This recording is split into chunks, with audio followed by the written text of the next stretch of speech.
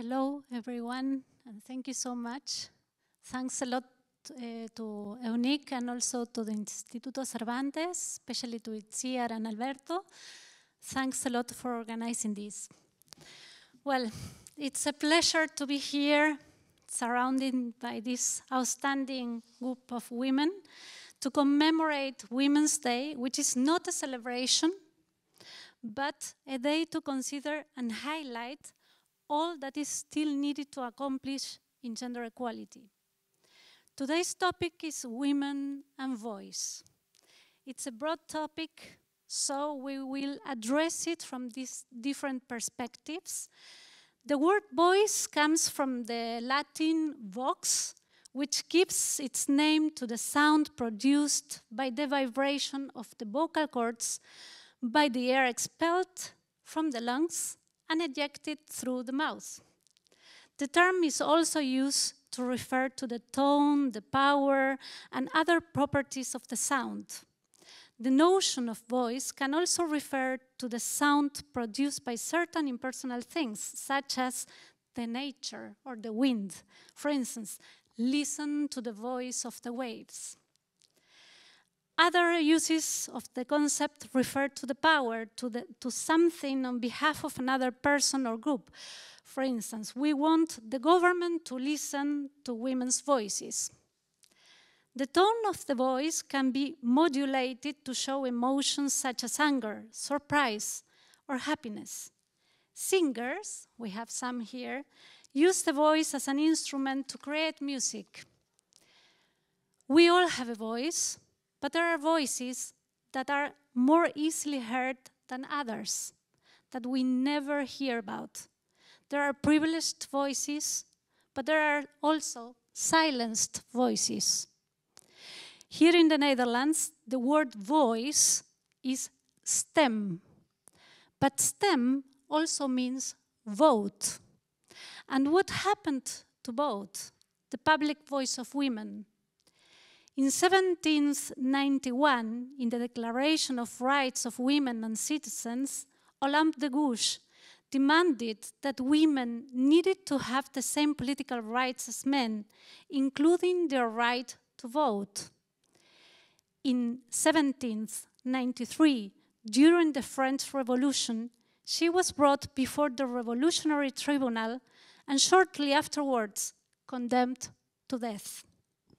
After many centuries of history, it was only in the 20th century that women were able to vote in Europe. The question is why? Why are the women's voices feared? Why is that we have been silent for centuries? Why deny us the right to education for ages? Why are there still not as many women as men sitting in parliaments or in the courtrooms or in leadership positions? But before we start with this wonderful roundtable, I would like to read you a quote of an essay called Gender of Sound, written by the poet Anne Carson, which relates how the sound of the female voice has been demonized since the ancient times. She says, "Putting a door on the female mouth has been an important project of patriarchal culture from antiquity to the present day.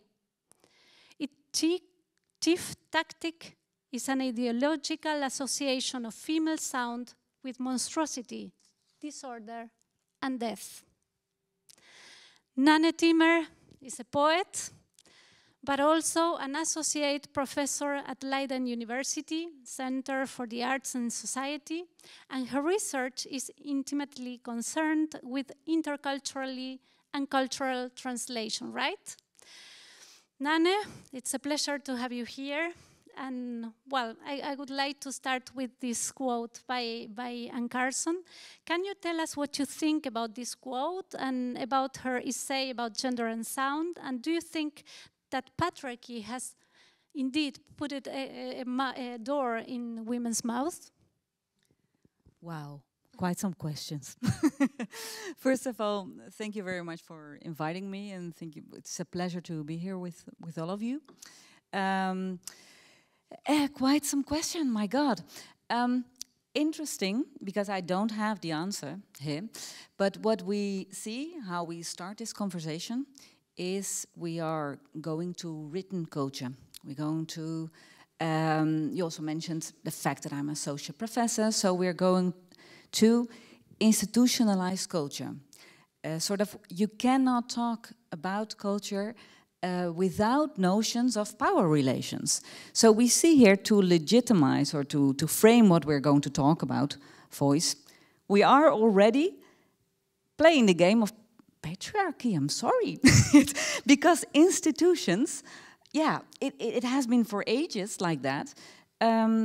You just said, like, the right to vote, women were later, and we're not only, of course, talking about women here, and there's no such thing as women or a woman or all the women. It's all about singularities, and we have to talk about the fact that in Western philosophy, Western history, and that's quite a huge question, that's why I say it's quite huge, we all know that written European culture, yeah, there are a lot more men there, visible and made public than women voices. That's just the case. And if you see what Anne Carson is saying here, is that that's also something by a philosopher, Adriana Caballero. She says that there is a sort of distinction in Western thinking, the public versus the private, the mind versus the body. And those are a sort of semantic spheres that you can associate with semantics, with the feminine, with the masculine. And for example, in speech and in written culture even more, so if we talk about institutions and written culture and history, who wrote it, you see that speech and public space are associated with the masculine sphere, and the private sphere and sound and voice are associated with the feminine sphere. We see there then in speech as such, the sound of the voice, and that's what Anne Carson is referring to. You know that quote, oh my God, oh, I don't like that voice, it's such a high tone, oh, that woman, I really can't stand her. That's what Anne Carson is talking about, this sort of exiling the voice, the higher voice of women. And we see that there are a lot of figures in mythologies and the sirens which are stuttering, babbling, not speaking. So speech would be the masculine sphere, and sound and voice would be more the anonymous sphere, more closer to the animal sphere, you could say. But she's we're going a lot that. No, it's fine. We are going into that. She's actually associating that with monstrosity, like from Aristotle's on, right? Yeah, it's like culture's always related with power structures, with not being able to see different beings, and to recognize and to listen and to hear and to respect different voices, different bodies, different colors, different everything. And if you see that, yeah, that history is written by men, then difference was like the first thing projected on was woman, and that's a sort of otherness that is very much constructed as monstrous, that what can be seen, or that's associated with the unsayable, with the cathartic, with everything that's monstrous. You're a poet, of course, and in poetry we always speak about freeing the voice and finding your own voice. Mm-hmm. How do we find our own voice, and especially women? Are we very constrained in a way with this patriarchal language? Mm-hmm. Wow, also a big question.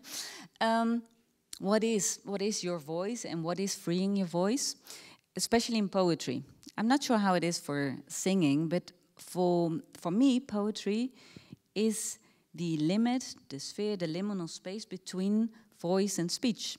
And I like to play with saying and the sad, like saying and not sayings, and when the sound is becoming word. That's also why I like to play with different languages.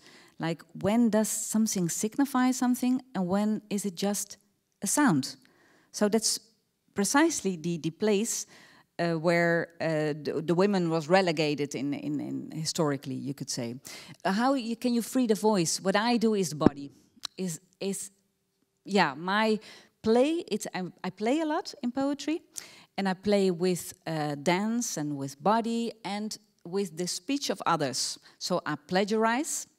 I take what I hear in the train, take what I hear in the street, on the television, and I turn it into something else. And I cannibalize it, and I appropriate it in some way, but then I spit it out again, and I disappropriate it at the same time, like giving it back to culture. So it's a lot about play and rhythm and body. And because speech is always the order of rules, so more related also to patriarchal order. So freeing for me is through the body, through the voice, through rhythm and a sound. So a kind of game, let's say, to get rid of all the corsets we have. Yeah, absolutely. Yeah. Well, let's listen to it. Maybe we can listen to a poem of yours.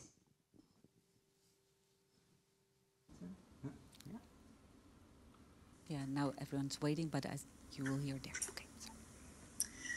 Cuando el doble papagayo 2 veces me habla, me dices 2 veces 2, 3 veces 27, me veo doble en su mirada y veo doblemente problemático que me parten 2 de nuevo. 2, 2, me tuerce la mente, me saca la frente, me come la piel. Entre ceja y ceja me encaja ideas como papeles doblados. 2 veces 2, 3 veces 27. Y que repita con él así. 2 veces 2, 3 veces 27. Doble papagayo. Persuade e insiste, y si yo no fuera tan cabronamente terca, vería lo innegablemente cierto. El 3, ya sabes, 2 veces menos 1 igual a 27, punto aparte, y amén.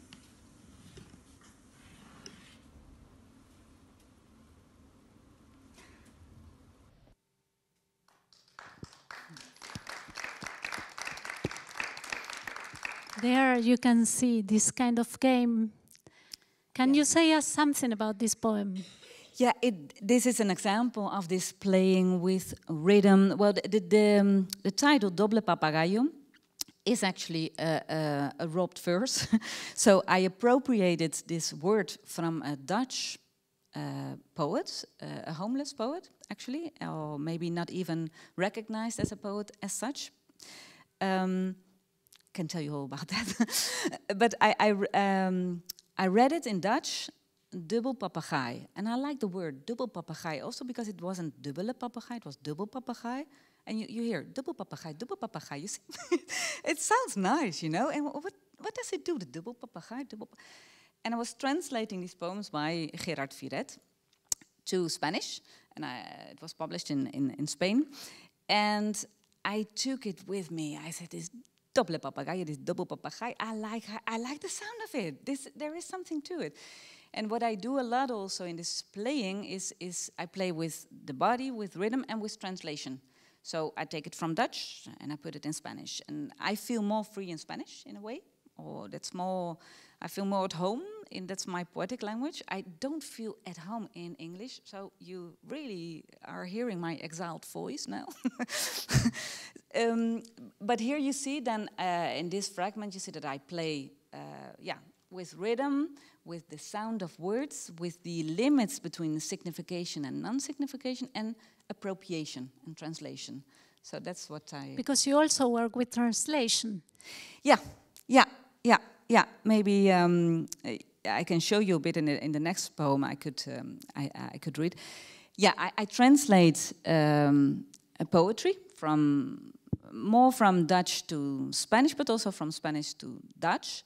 And basically my own writing yeah, I do in Spanish. I was born in Dutch, or no, you are not born with a language. That's exactly what I'm saying. You're born with a voice, but not with a language.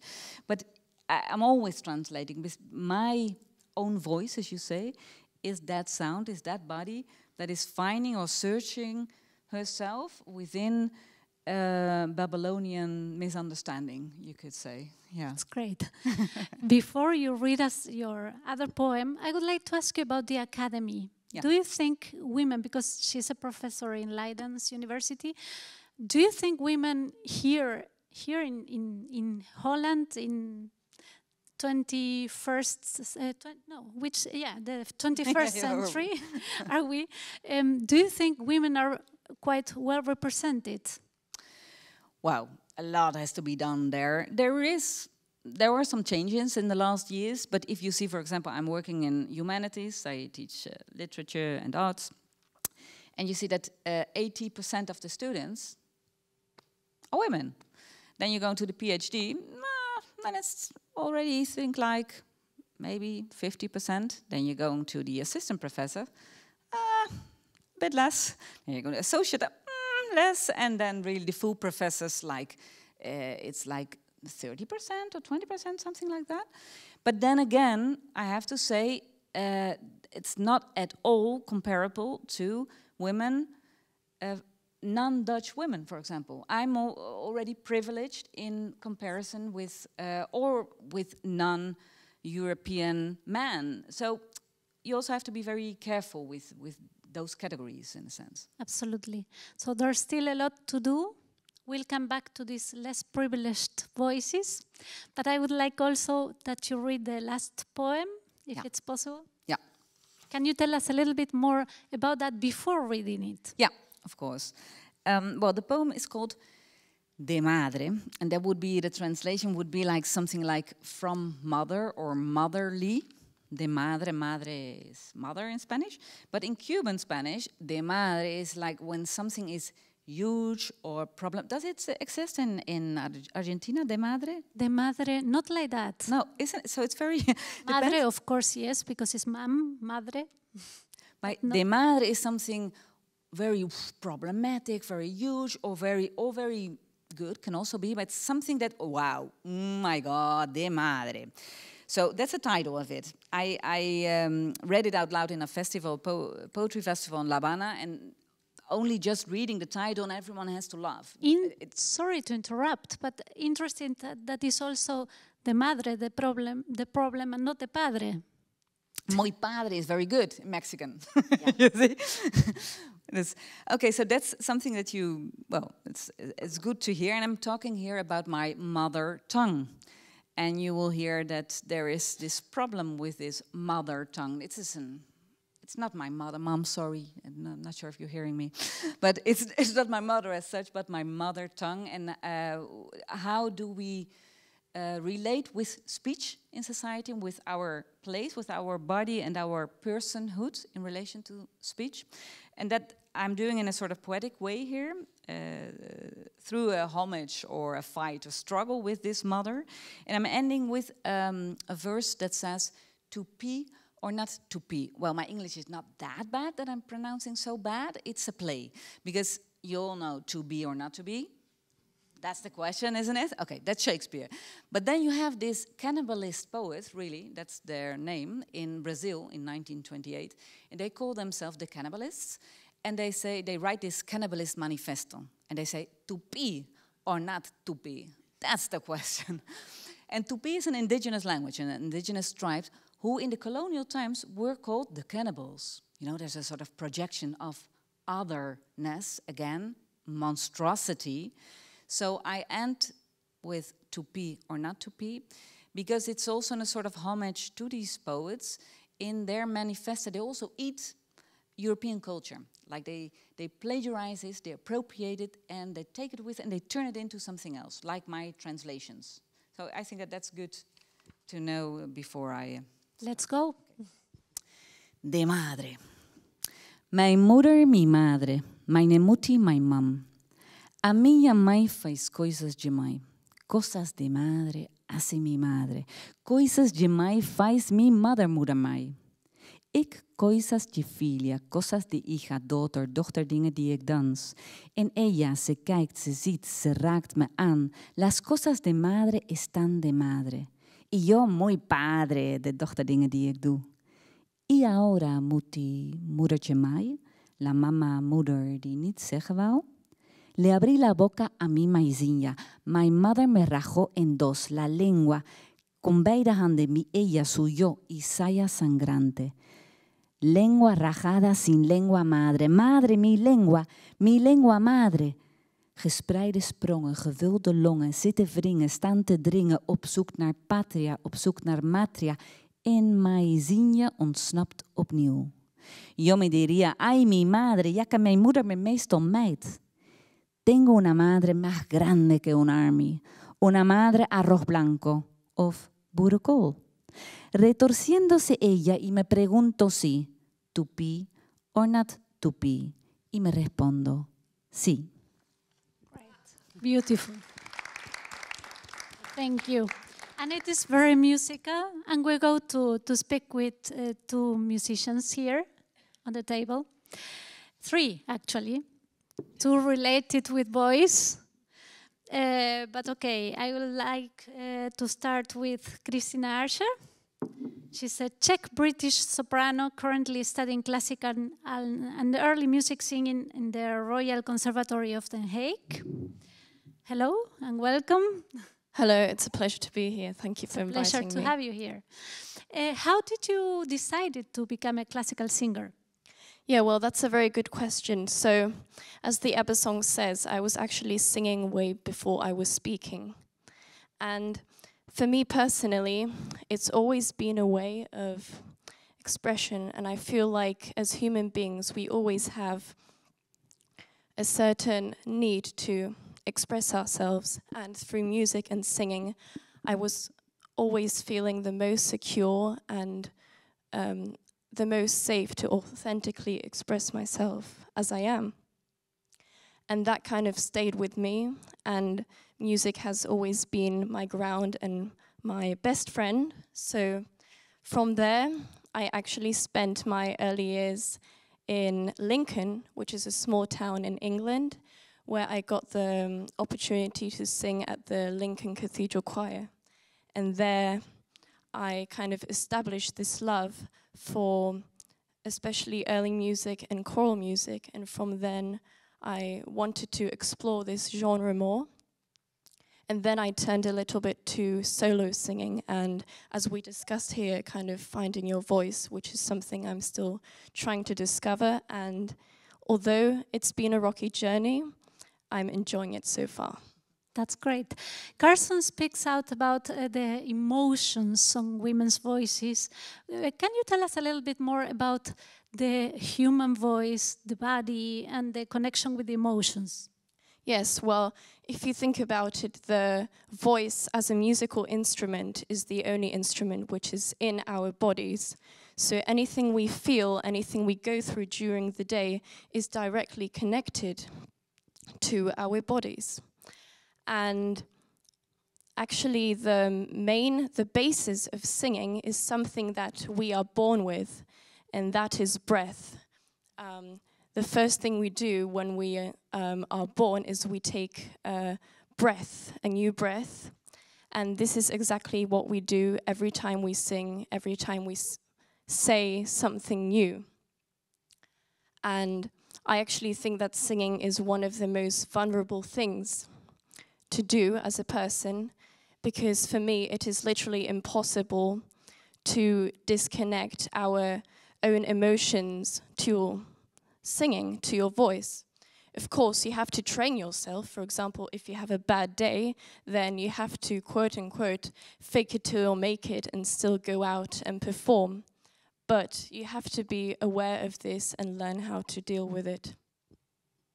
Thank you. Do you think in our field, in music, well, we all know there's still a lot to be done, also in gender balance, but do you find a difference when you work with a women conductor or with a men conductor, for instance?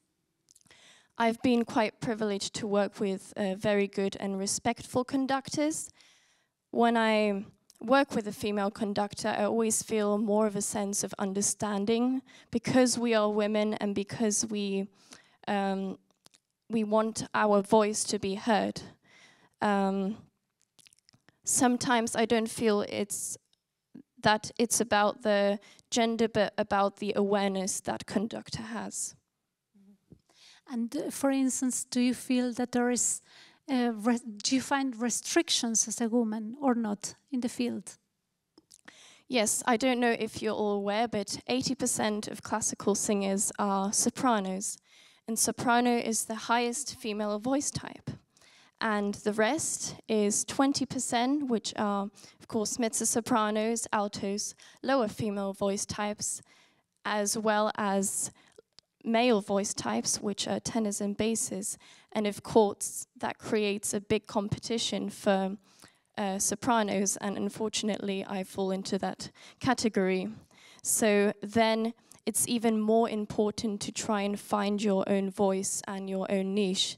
And I feel like in order to do that, you really have to listen to your instincts and you have to look for inspiration in what you have to say as a singer and as an artist. Do you have a favorite role, of a women role in opera? Role?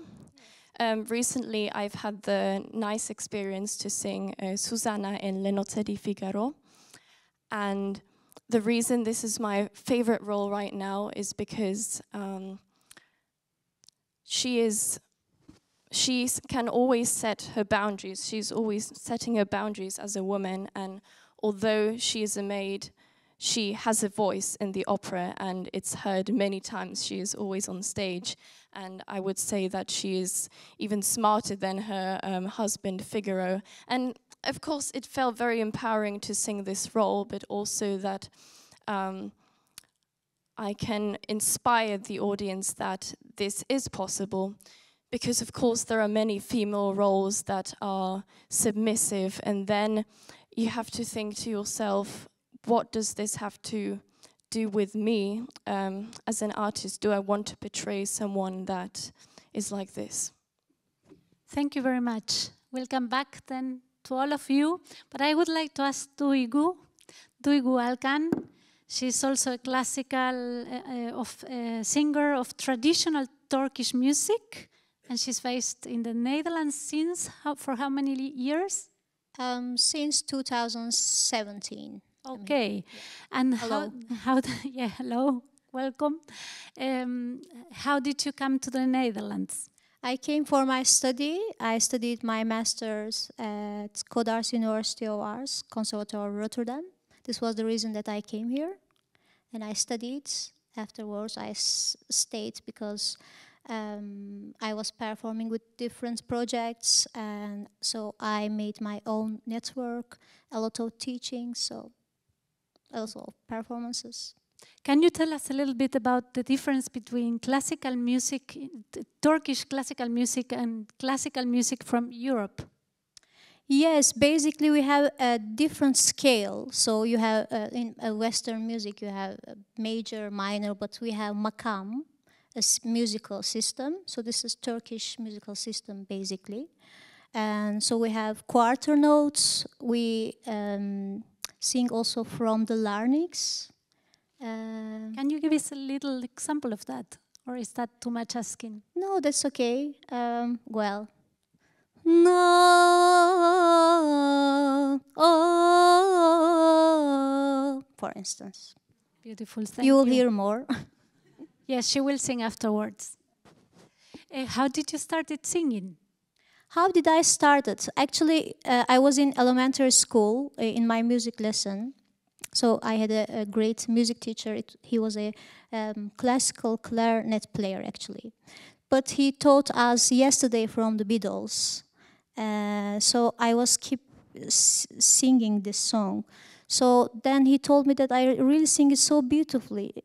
And then it was a moment for me to keep singing other songs. So this is how it started. When we were talking before, you were telling me that there are a lot of women singers, right, in Turkish music? Yes. How is that? It goes from generation to generation. Is mother and daughters, is a tradition that comes from that? It is also, I mean, in the traditional Turkish music, folk music and classical Turkish music is different than each other. But there was a rumor already, because when you check the history, that all the composers, most of the times in the Ottoman period, is male. But there is a rumor that it was also female, but they didn't mention their names. So this is why not? Because probably it was forbidden in the Ottoman periods. But we had also, of course, Turkish modernization time. From that time, we had a lot of female singers.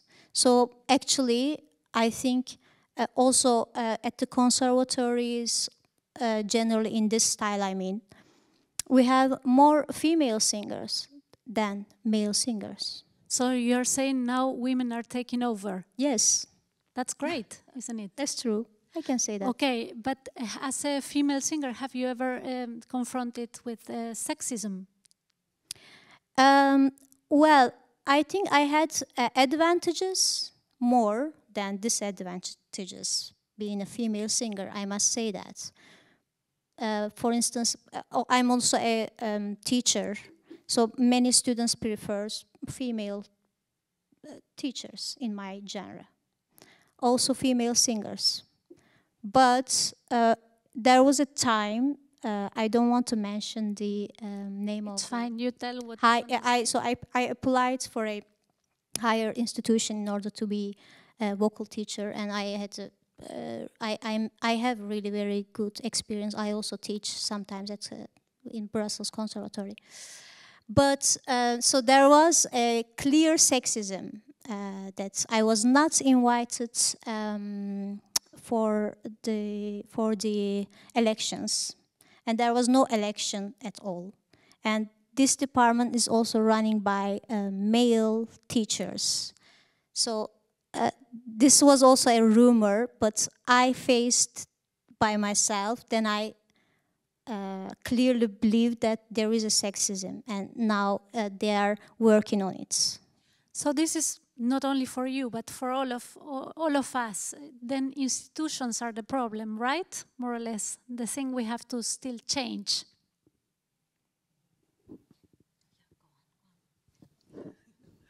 Yeah, of course, institutions are the base of a lot of things, but I think it's not only institutions. I think it's maybe bigger. It's like society, no? Because we all grow up in a very patriarchal society, and especially, yeah, of course, men grow up with a certain behavior, and I think this can just be deconstructed when everyone is willing to change and to start to think about themselves and their behavior.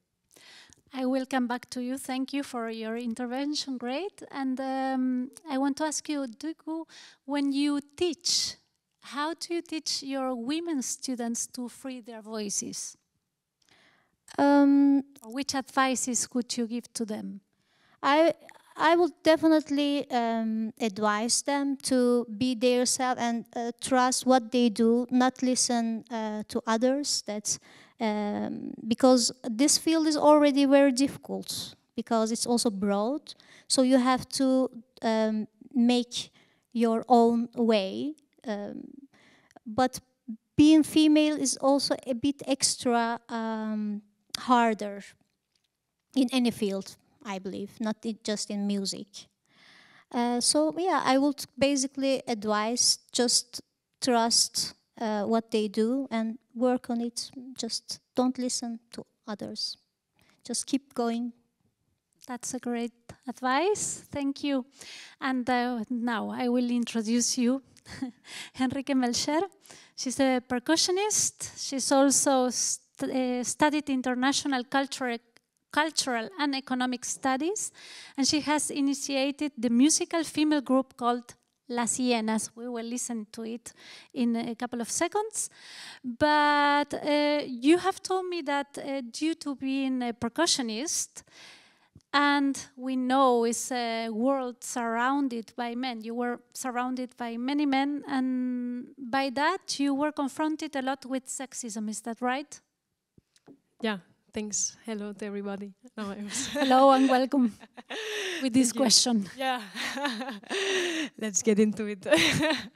Yeah, sure. I started playing percussion when I was 10, so yeah, I think also now it's 14 years later and things has changed, but there are some anecdotes I have.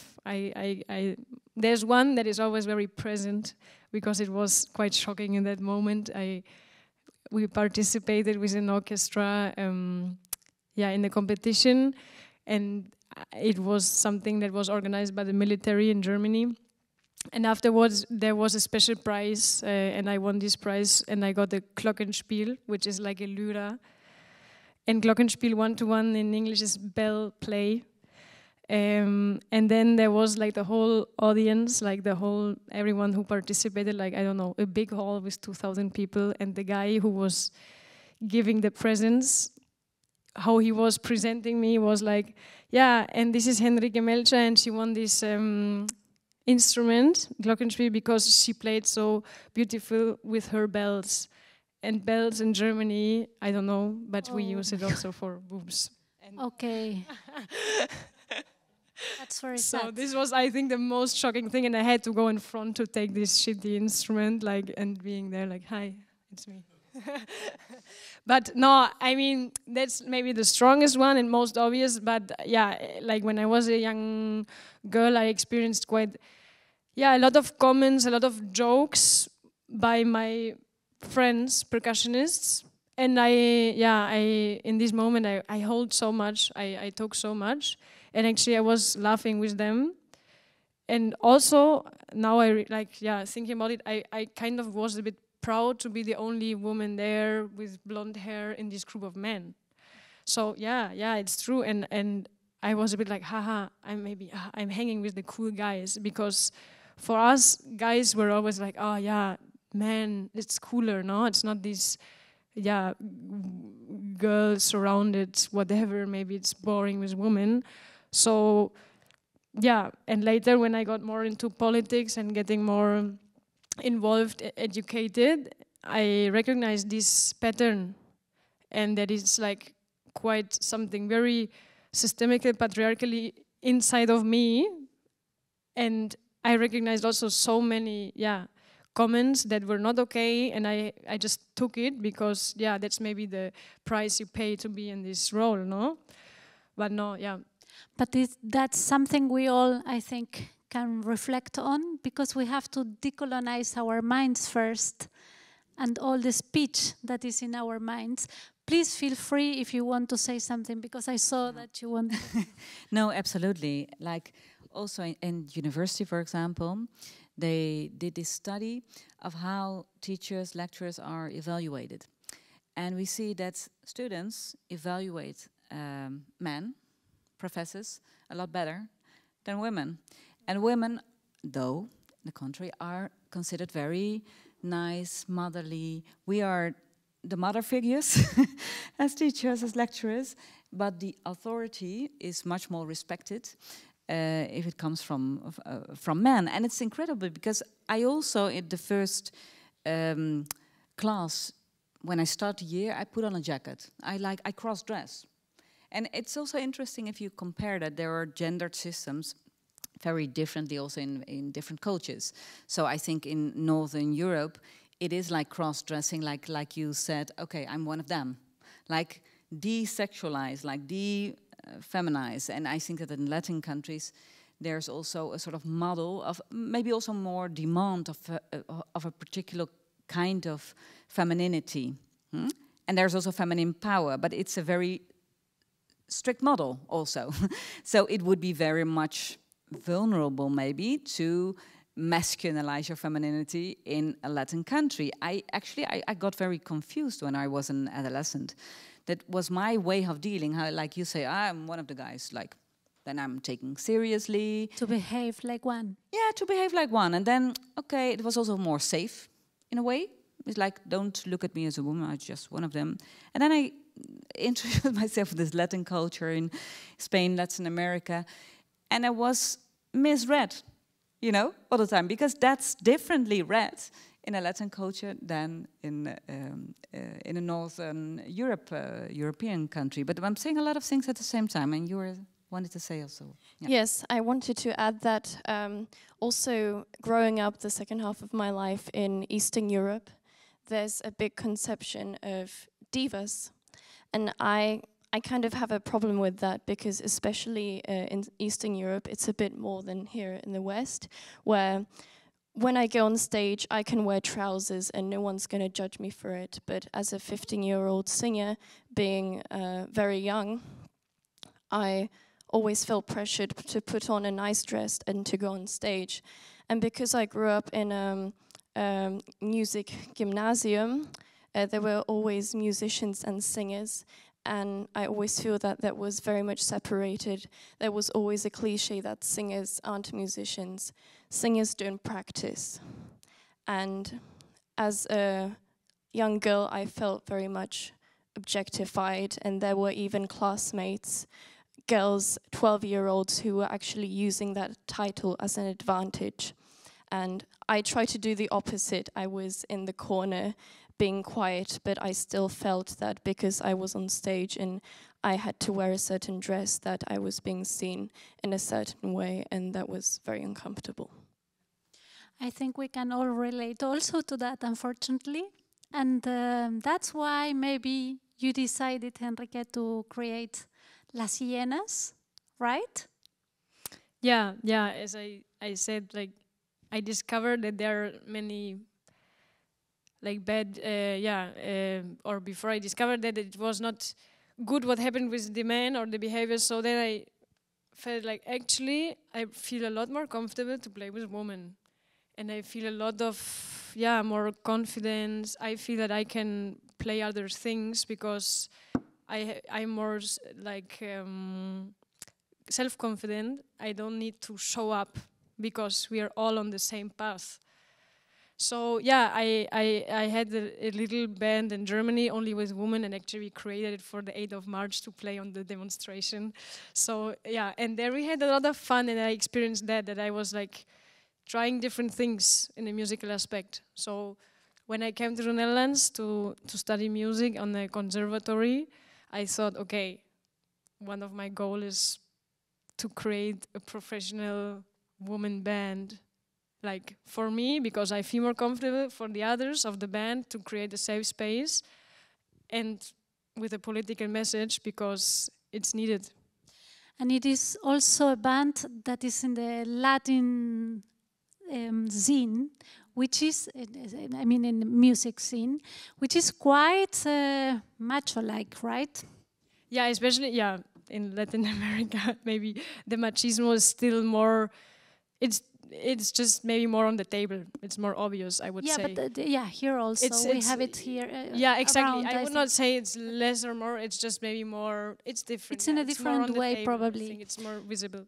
But it is very visible in the songs, in the lyrics. Yeah. I mean, most of the songs, of course, are also written by men, and they like it to write about women and their sex life or whatever, like having 3-4 women at the same time, or how good their woman can cook or whatever. So, and we are going to listen a little bit of this, and the song that we are going to listen is called Cállate. In Argentinian would be cállate, cállate. Actually, shut up.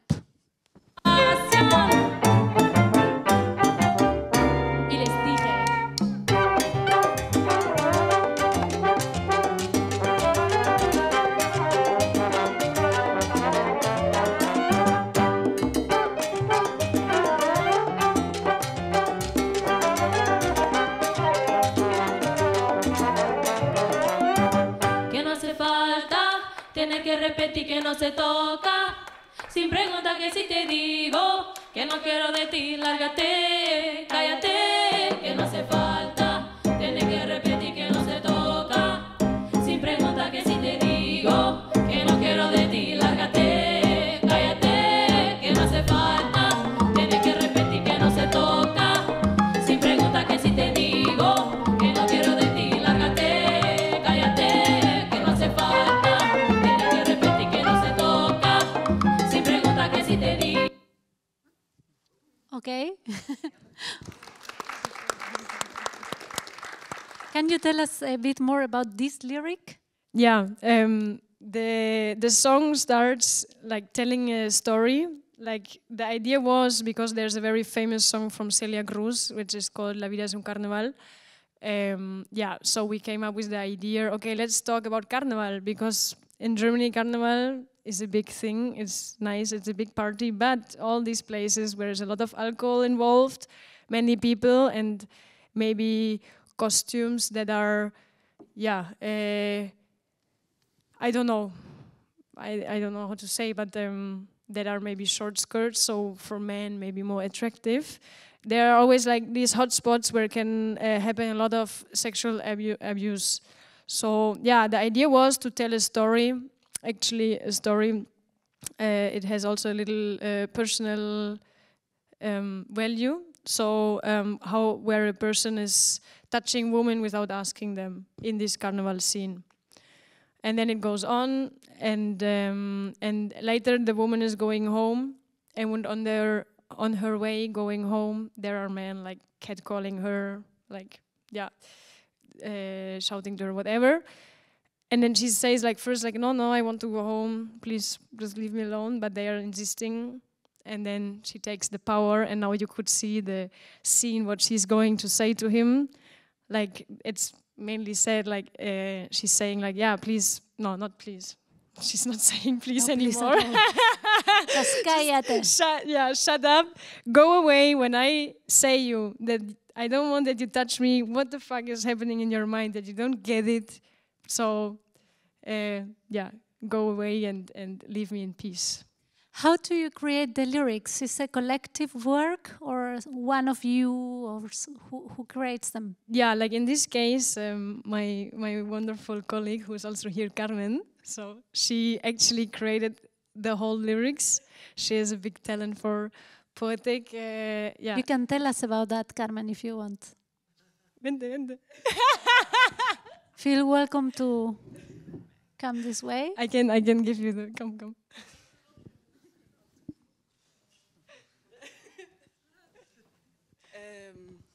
Carmen Martinez, welcome. When the song, recreate the song all together. I remember we sat down in a room in college where we studied, and we started trying to create something. So she was playing the piano, and first we did the coro, we did together, and then we tried to create all the verse, but it was kind of difficult thing. So I said, okay, I can maybe try to do it. And then I was talking because another band member, she had an experience in a festival, so she was telling me, and I also took different experience that I read or I read in the news. So yeah, I created the lyrics. Now, thank you very much for coming here and for making this kind of lyrics. And you guys have a lot of work to do to open up this scene to women, actually. Because it's, as you all know, it's very male-related. Okay, that's a question to all of you now. We all have a voice, but not all the voices are heard in the same way. Let's say there are more and less privileged voices, and what responsibility comes with the fact of having a voice that is being heard? Who would like to answer? That comes later. We are privileged now. Yeah. You have the privilege, take it. I don't know if one of you wants to answer. No, yeah, I think with the privilege, yeah, there's also a big responsibility we take and we have, and fortunately we have it. Like, it's good that we have it, and so yeah, I think that says everything. I think we are actually obligated to use this privilege, to use the voice. In our case, or in my case, I'm a white woman. I grew up in the global north, so I'm quite privileged. And yeah, so trying to use this voice in a way, I think this can change a little bit, no? So also I think in this topic it would be also the task for men, because they are the most privileged ones, the white men, cis men. So it would be their task for sure to think about their masculinity, about their behaviors, how much space they leave to women, or to reflect, to start about it. Yeah, I agree. It's not about empowering, like this terrible word. It's terrible, this name, right? It's like collective disempowering of certain institutional power practices that we don't want. For example, are very much inconscient also, can be. For example, in a classroom I had like half a year ago on interculturality, I had this course with 15, 17 students in English, very international group, and I asked them, what is interculturality? And it was in English. So the first one who spoke out was a North American boy, and the second one was an English boy. And it was all kind of nationalities. And there were 80% of the class were women. And I said, okay, and they were very good what they said about interculturality, very also decolonial thinking, you could say. And then I had a break, like, okay, but it's interesting to see that the ones who dare to speak, oh, those are Anglophone, first of all. Is your first language? Yeah, it's your first language. And man, it's quite, yeah. And then, okay, there was this student from, a girl from India, and English was her fifth language. And she told that she wasn't even allowed to write in her own language. So if we're talking about relating women or the other to voicelessness, and the outside of speech, the outside of political space, these kind of practices are creating that. So I think that, yeah, you have to name that practice, and they were at that moment very much aware of, oh my God, we are participating in these kind of things that we don't want, and then that girl, well, felt a sort of permission to speak out. So I think that it's very difficult, the topic, and then again you have to be constantly aware and constantly in dialogue and listening, trying to subvert the speech institutions and practices that we have. And well, okay. There is an anthropologist in Argentina I really love. She's called Rita Segato. And she speaks a lot about the word empowerment, because actually we are a little bit against the word empowerment, because it means, or it implies, power. And this is something we want to, actually as women, we have another kind of way of doing politics. What do you think about that? No, absolutely, that's what I was heading at. So it's more about disempowering and depatriarchalizing than reproducing the same rhetorics of power structures, like this feminist movement.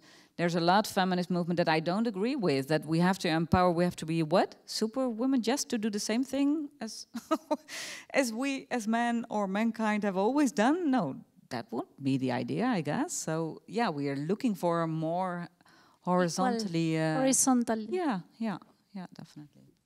Would you like to add something? I saw you with no, just like, yeah, talking about feminists, yeah, there are very, a lot of different movements. So, yeah, I don't know, I think I'm now trying to define my own feminist, because for me, feminism is more than just equality. Equal rights. Equal rights, or yeah, it's more than just about genders. Like, I think we have to think they're very intersectional, no? Like, that it implies anti-racism, a global, like a climate justice, like that Mother Earth also has the right to be. Of course, all these subjects about gender and queer people, Yeah, so A movement, a world in which we are all included and equal rights. Well, that's... Or all different. Or different. So not equal, but we are all different. And equal in rights, I mean. Yeah. But I'm saying that maybe because this Adriana Cavarero, this Italian philosopher, she talks about how women were relegated to the space of sound, of voice, of not inside speech, not in the political space, and she said, but voice is actually already speech. So the whole problem is that we are making a sort of opposition between this is speech, this is politics, and this is a private sphere, and that's where you sound. And you can sing. It was beautiful, like you said, that before speaking, I was singing already. Yeah, so it's all about subverting speech, I think. That, it's not that singing or the sound or the voice is outside speech and not political. No, it is political. We are doing from rhythm, from the body, from the sound, from singing. From the silent. Definitely. And it's also a lot about the singularity of the voice and of your presence, of being present and making sound or silence, or voices that aren't words that aren't words, or that aren't maybe heard but not understood. But okay, well, let's let them work. You know, we cannot translate everything to a sort of hegemonic speech. No, let the other try to make the effort to listen. Giving up a little bit of our privileges when we have it. And it is very interesting because women, we are doing a lot of work, as I see. And what about men? Men here, you will speak out later on. I would like to hear about that. But what will be the role of women in the next years? What do you think we can do still? I think we can definitely increase awareness and try to share as much as possible what we do. And this always has to have a certain intention. So I feel like as artists, we always have to ask ourselves, what are we sharing and why are we sharing it? And of course, there are many ways of doing this by, for example, you have your close circle, but then social media, I think, could also help this because we live in a generation of technology, and of course that is changing a lot of circumstances and is continuing to develop. Thank you so much, everyone. I don't know if you would like to add anything else before we open up the debate. Okay, so welcome to my questions. You can raise your hand if there are questions. Yes. Well, not a question, but I want to say something because yes, welcome. I'm a poet and I'm also a mother. And funny thing is, I haven't heard any word about children, and that was, of course, from many things have changed, but not the fact that mostly women, or only women, are having children. And the difficulty of combining artistry and being an artist with being a mother, that's not a problem, that comes later. So I think you are talking about having a voice, and that's really important. My own experience as an artist and a mother is that it's easier to have a voice before you have children than afterwards. And that's a real, I think, a problem in society. And it's also a blind spot still.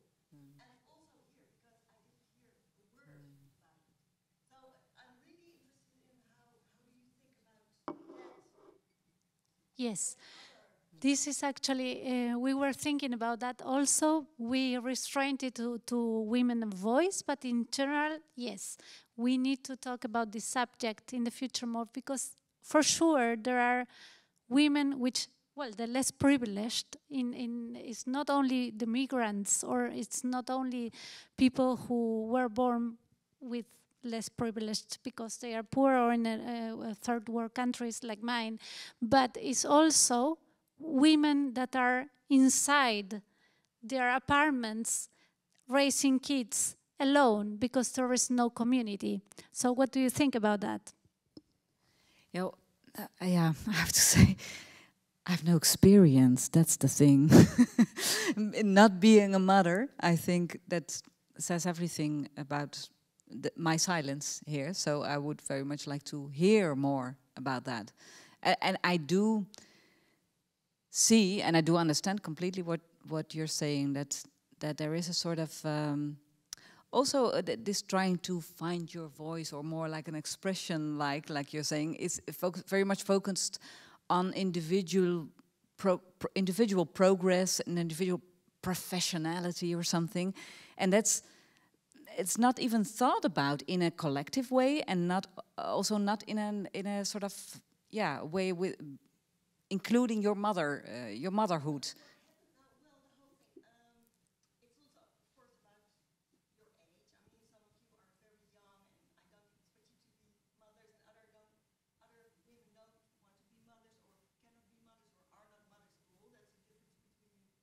Mm-hmm. But in the whole discussion, it's about, well, how can you be heard? But it's not only that, it's also a very pragmatic, because it's about time, about visibility, about where you can be. I mean, if you have children, you cannot sing, you cannot stand on stage, because you have to be with your child. It's the whole Mm-hmm. whole problem. And well, what I'm really so surprised about is that now in 2024 there's still no solution. Yes, probably because of that, because the state is very powerful and we don't create community. And lots of people are alone, not only women, but also old people are lonely. So we have many, many problems to address, actually. And of course, one of the things is that, what do we do with women that are not being able to achieve their goals because they are moms and they are taking care not only of children, but of old people, for instance, of their parents, because all these caring tasks are in the hands of women. So thank you. Yes, I'm agree with you. There is very little space for that. Someone else would like to say anything about that? Yes. Yeah. Yeah. Okay. No, but just one more thing, because I think it also, because of course you're right, and they're missing like common spaces where you can bring your kids, and there's childcare. And yeah, I think just talking about it first, and then maybe having more women in higher positions who have the easier privilege to change it. Yeah, and for yeah.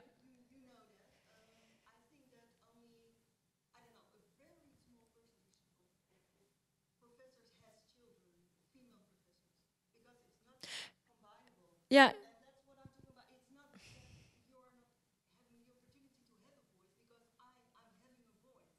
But after you get children, then there's no way to speak out anymore.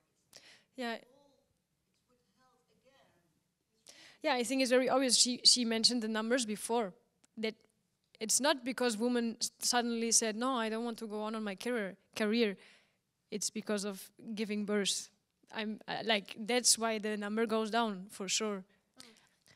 And, If I can also say, I think society makes it very difficult for us, and especially looking at my friends who are in their 30s, I feel this whole pressure, either or, and then they prioritize one or the other, and then there's this whole stereotype, of course, that when you have kids, that you have to choose, and that I find very sad, and we have to do something about it.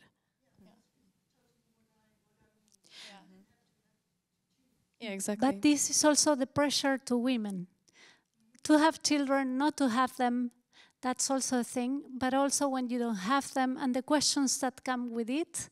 And so there's a lot of subjects we have to, maybe it's time for the men to start taking care of the women so that they can go and work and do their that's I think the reason because of the silence that we didn't talk about. I think that the solution is not with women. It is with a collective and a lot more with men. It's community.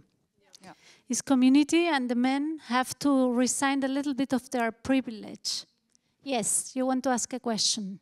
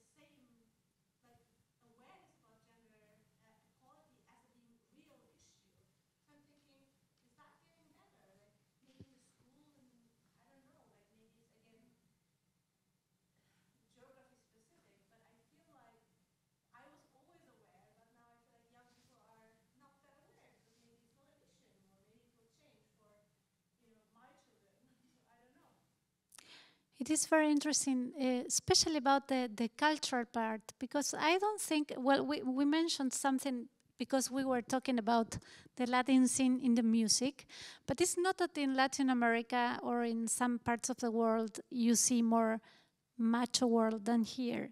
It's different.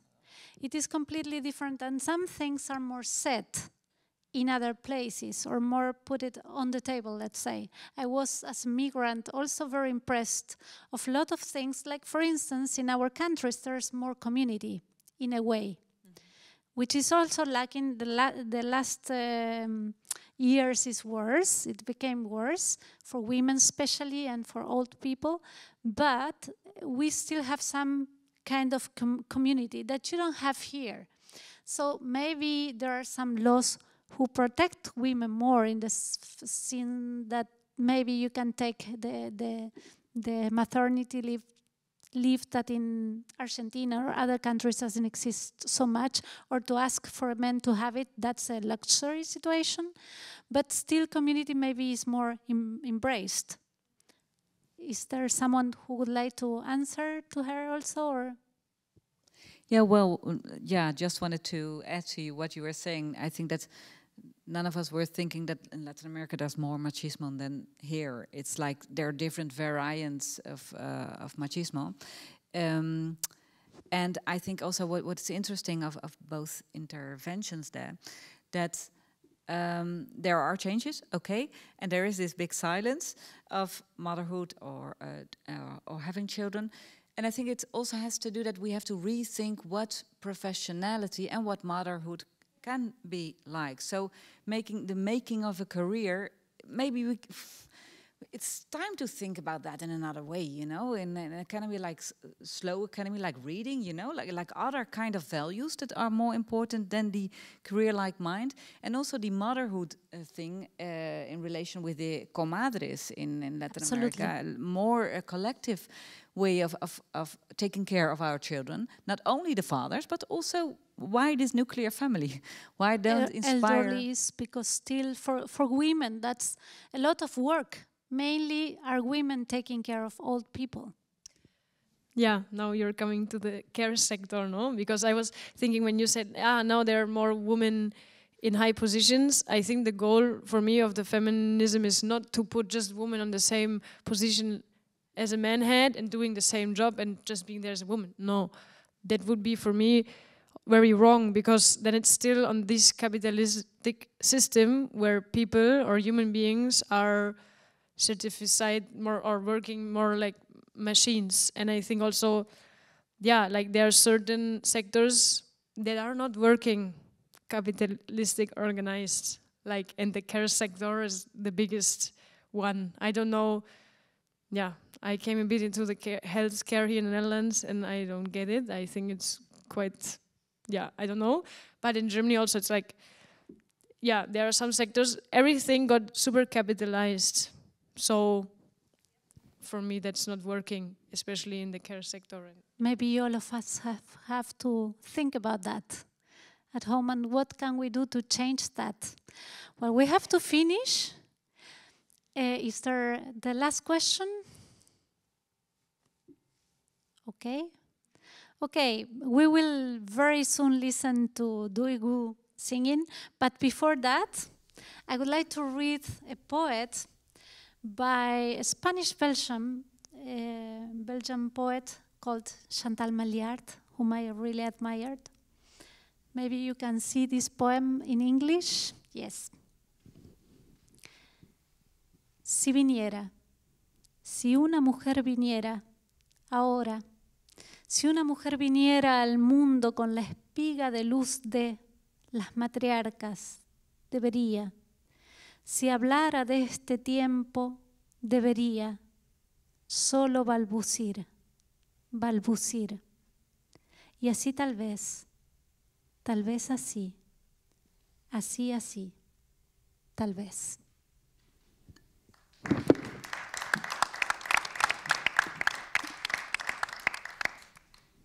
Now I would like to give you space, so we will introduce also Julia Tavit on piano and Duigu Alkan.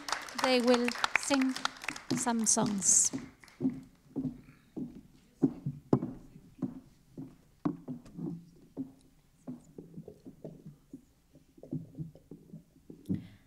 And the songs basically about love, and we always have a sweet love pain subjects in classical Turkish music. So it's a different way of expression of love pain, sometimes with humor, sometimes beautifully described with a love story. So we are gonna perform 3 songs for you, and one is from the region of Azerbaijan.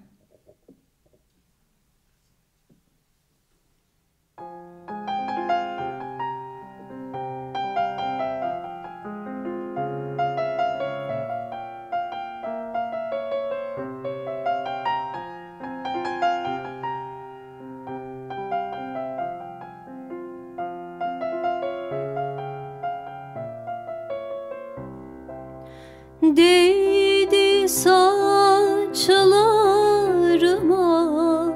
bahar gülleri,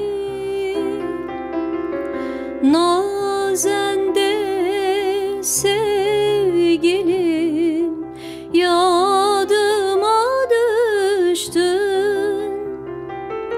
Sevenin bahtına bir güzel düşer.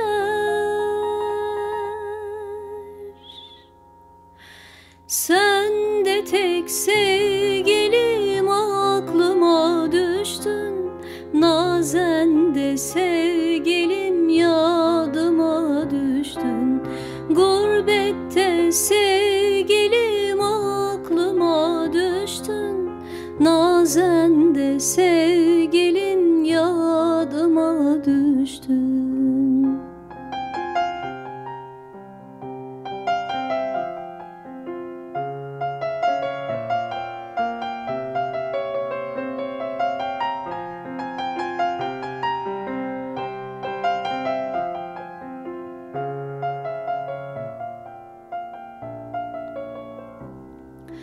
Gözlerim yoldadır, kulağım seste. Ben seni unutmam en son nefeste. Ey ceylan bakışlım, ey boyu beste.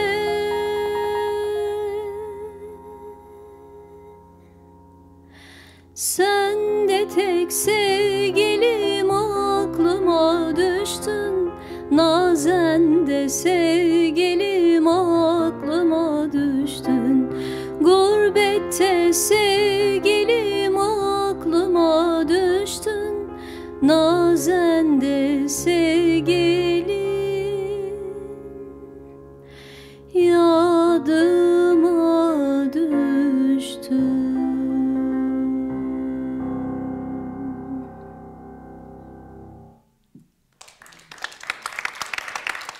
Thank you very much.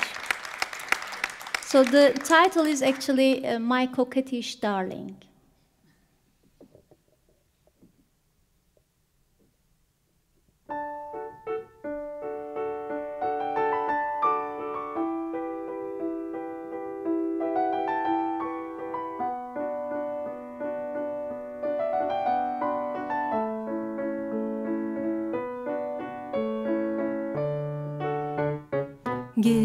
Geçsin günler, haftalar, aylar, mevsimler, yıllar.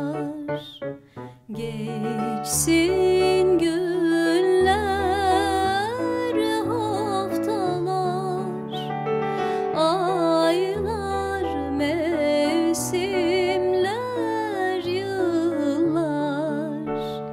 Zaman sanki bir rüzgar ve bir su gibi aksın.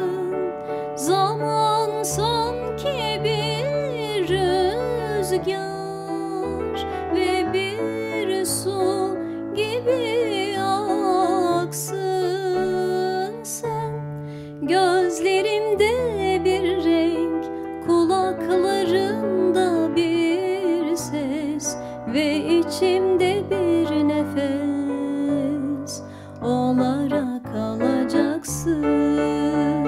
Sen gözlerimde bir renk, kulaklarımda bir ses ve içimde bir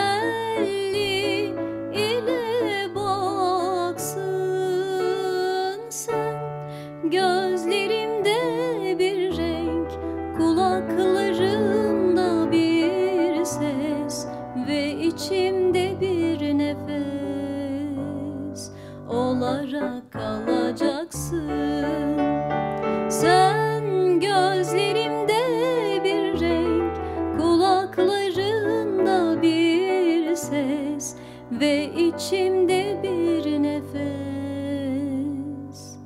olarak kalacaksın.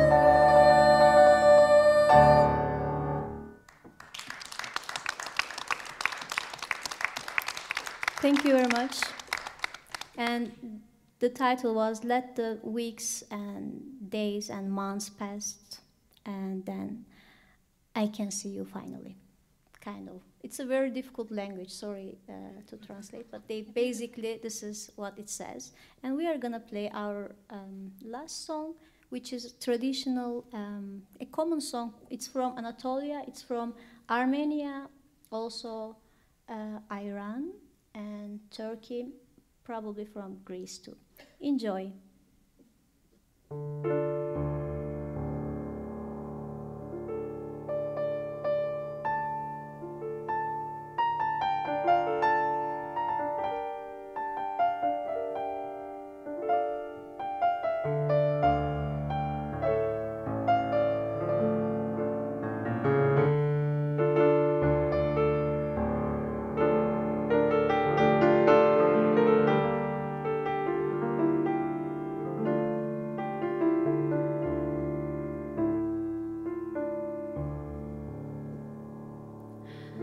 Saçın ucun hörmezler, gülü sulu dermezler, sar gelin. Saçın ucun hörmezler, gülü sulu dermezler, sar gelin. Bu sevda ne sevdadır, seni mene vermezler. Sar gelin, sar gelin, suna yarim. Bu sevda ne sevdadır, seni mene vermezler. Sar gelin, sar gelin, suna yarim.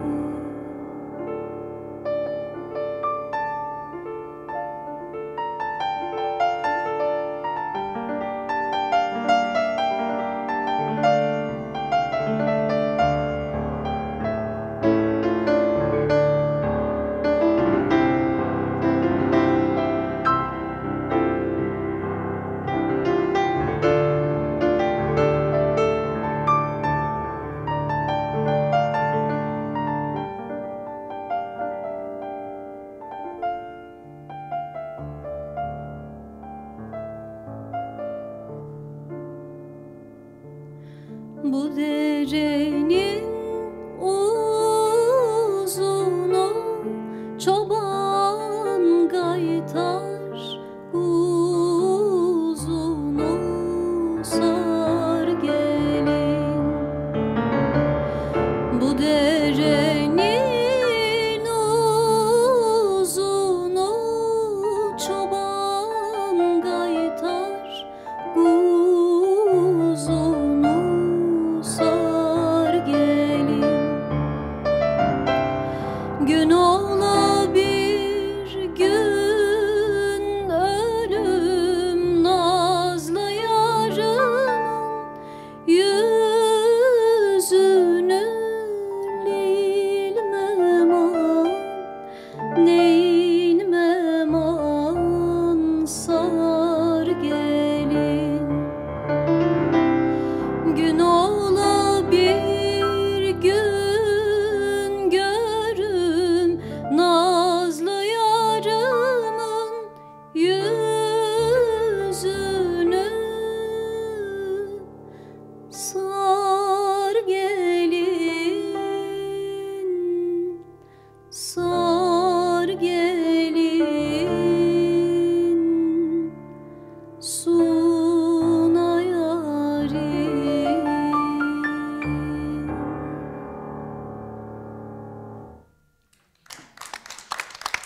Thank you very much.